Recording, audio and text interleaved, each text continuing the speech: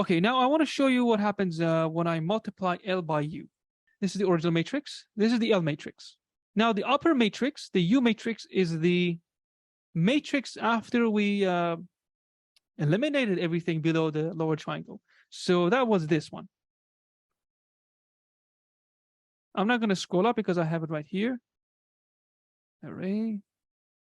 So after we solve the matrix A, we get 1, 2, -3, and then we have 0, 2, 4,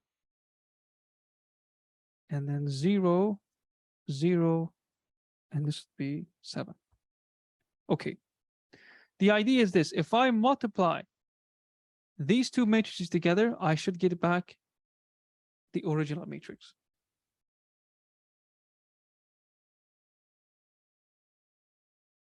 Yeah, now we have the same matrix. Okay, so 1, 2, -3, 1, 2, -3. And I can even convert this to an integer by using the as type method. So I'm going to go as type, make this an integer. There we go. So now we have the same matrix as we had above. 1, 2, -3, 1, 2, -3, 3/4. Yeah. But my point was this, to summarize. What we can do is we can take a square matrix and factorize it into two matrices. The lower matrix, which is the combination of the elimination matrices we just saw.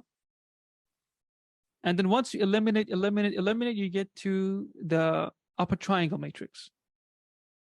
So we need elimination matrices to get to the L matrix. And once we get to the L matrix, we would have also acquired the U matrix.